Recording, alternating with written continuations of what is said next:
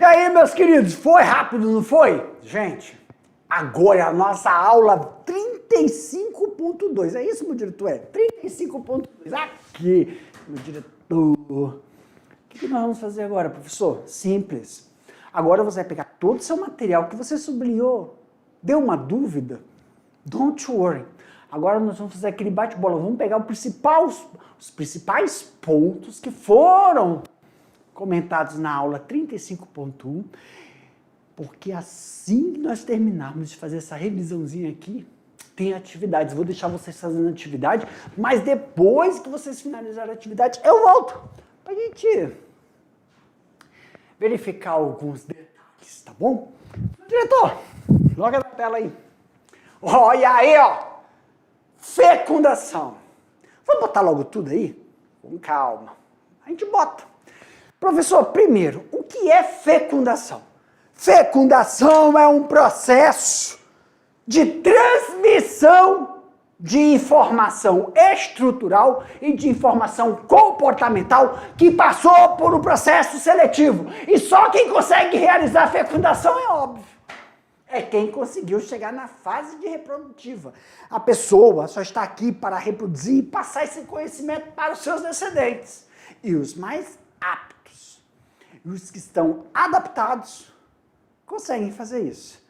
Eu dei uma pausa, porque aptidão é uma coisa, a adaptação é outra, mas tem que tomar cuidado, porque se você está muito adaptado com um determinado ambiente, se aquele ambiente sofrer alguma alteração, você pode ser prejudicado, mas se você tiver a habilidade, a percepção, você consegue ultrapassar esses processos. Tá bom. Isso significa fecundação. Professor, então a gente só está aqui para passar essa informação para frente? Não, tem pessoas que falam que nós estamos aqui para evoluir um pouquinho espiritualmente também. Estruturalmente, desculpa. Ai, Senhor. Estamos aqui para melhorar estruturalmente, melhorar comportalmente e também o espiritual. Melhorar o espiritual. Eu sei, eu não gosto de entrar nessas fases. Desculpa, meus queridos estudantes. Pronto, eu me desculpei. Fecundação. Mas, professor, para passar essa informação, ela pode ser feita de que forma? Interna e externa. Existem dois processos de fecundação. A interna e a externa. Qual é a diferença? Eu vou falar, mas vou mostrar só a imagem. Exemplo. Fecundação externa. Olha aí, ó. É aquela do anfíbio, de alguns peixes. A fêmea coloca a sua célula germinativa e o macho joga o esperma por cima. Então, a fecundação ocorre fora do corpo da fêmea. É externa. Ah, tá bom. E o que é interno? Interno, meus queridos, o exemplo é nós. A fecundação ocorre dentro do corpo da fêmea. Além da fecundação ocorrer dentro, o desenvolvimento do feto é dentro da mamãe. Mas, professor, em relação ao desenvolvimento interno, tem subdivisões? Tem. Olha só. Ovíparos, vivíparos e ovovivíparos, lembra?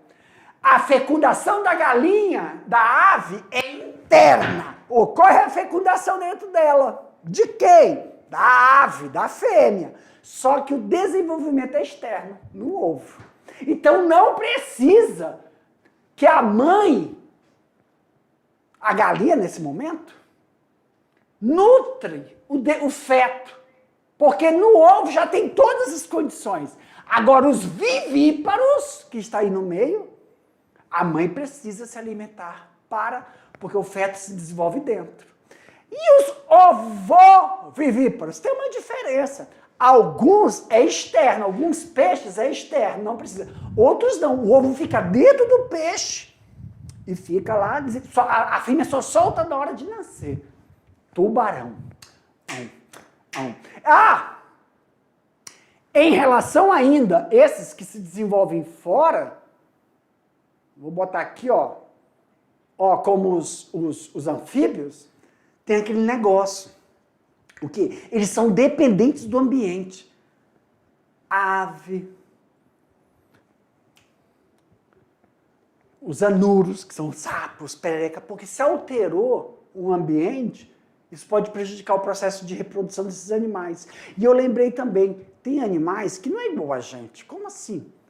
Não é questão de fidelidade, tá bom? É comportamental. Eles são, como é que fala? Arara. Arara, quando ocorre o intercurso sexual entre elas, são monogâmicos. Então, se matar uma fêmea, o macho não vai mais cruzar com o outro. Se matar o macho, depois que eles tiveram uma família, não cruzam, são monogâmicos. Então, também tem esses fatores, tá bom? Mas é outro assunto que a gente vai falar lá na frente. Eu estou falando de fatores que podem... Quando o processo reprodutivo está vinculado com o ambiente. O humano é assim? Não. O que mais que nós falamos, professor? Determinação do sexo. Determinação do sexo. O que é importante frisar na determinação do sexo? Na nossa a espécie humana, a determinação do sexo é o homem. O homem determina se o descendente vai ser macho, se o descendente vai ser fêmea. Mas a mulher seleciona. Ela seleciona. Ok. O que mais nós precisamos falar também, professor? Falei, né?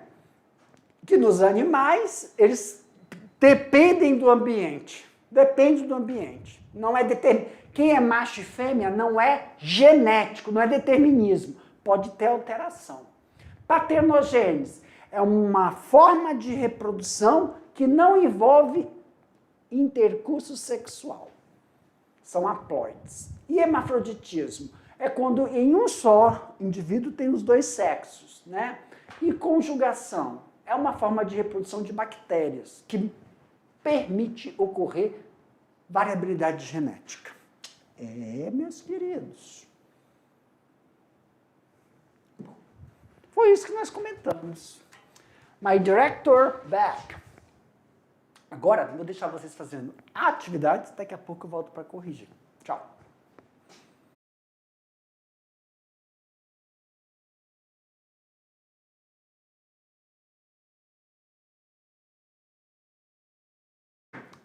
E aí? Fácil, não foi fácil? Galera, agora que vocês finalizaram a atividade, vamos fazer as correções. Como é que nós vamos realizar isso?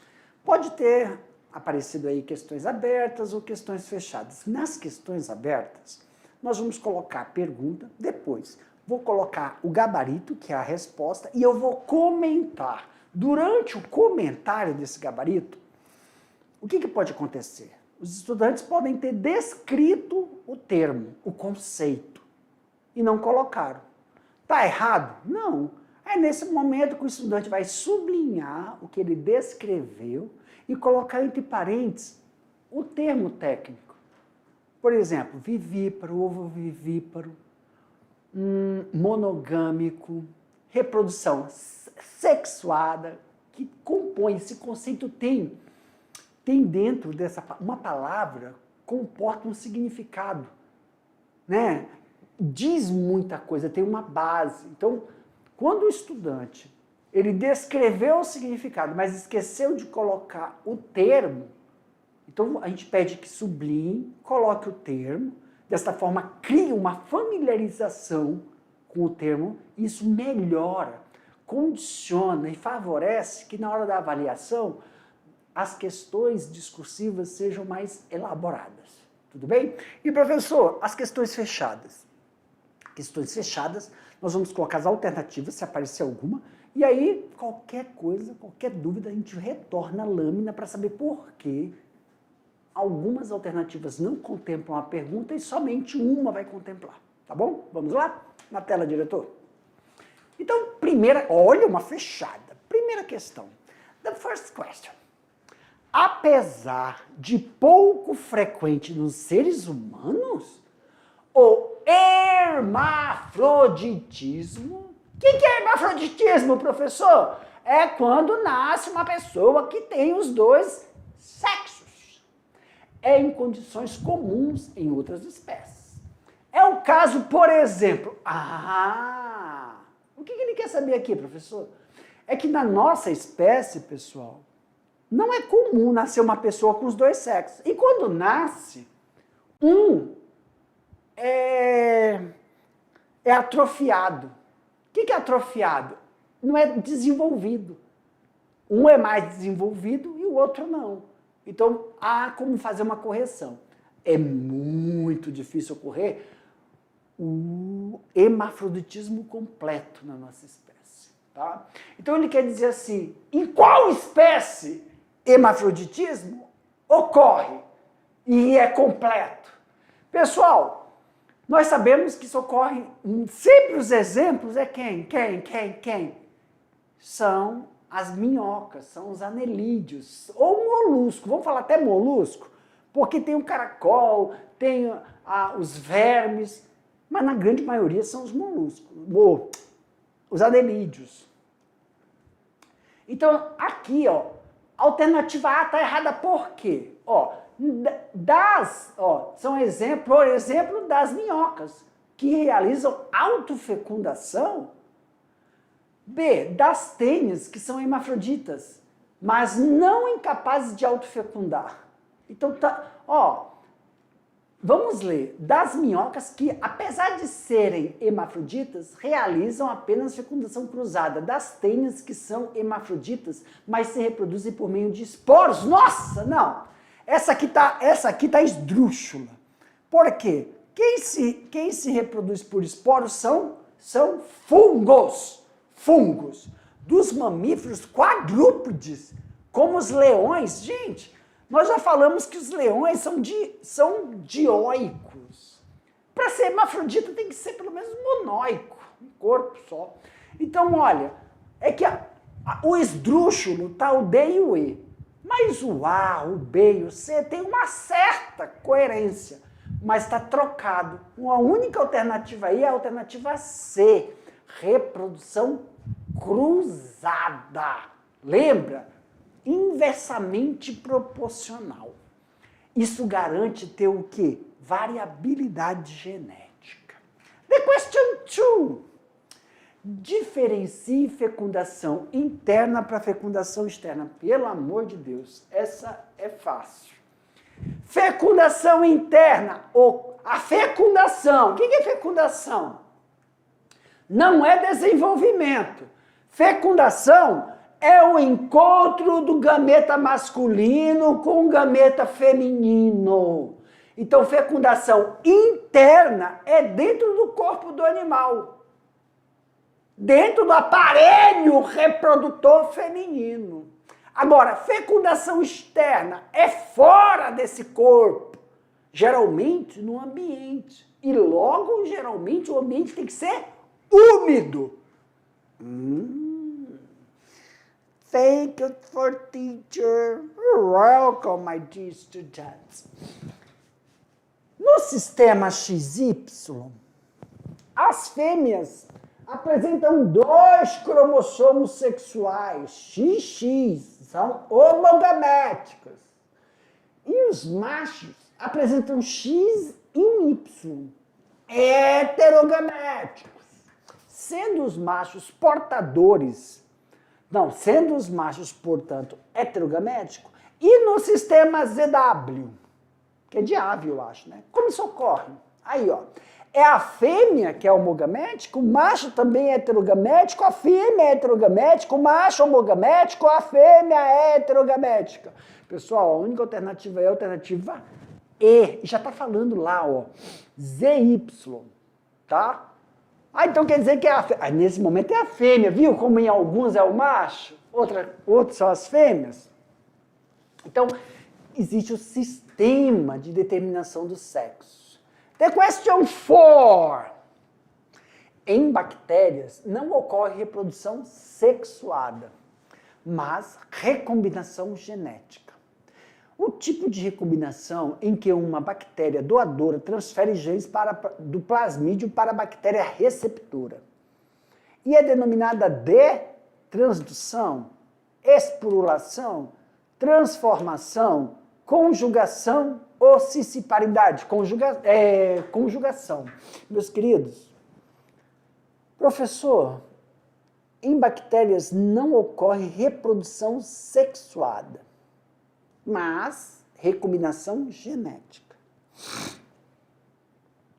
Tá certo, porque reprodução sexuada é troca de informação, mas recombinação gênica é um tipo de troca de informação. Ai, ai. Beijo, pessoal. Vamos para a próxima. Deixa quieto. Questão de número 5. Vamos lá? Vamos. 2 fêmeas de dragão do Komodo. Aqueles dragões lá, né? A maioria da espécie de lagarto, a maior espécie de lagarto do mundo, surpreenderam biólogos ao se mostrarem capazes de procriar sem terem sido fecundadas por macho. Verdade. Chamado isso de paternogênese. Nome da concepção imaculada no jargão científico. Ei, não, ia fazer uma blasfêmia agora. Ia falar uma blasfêmia.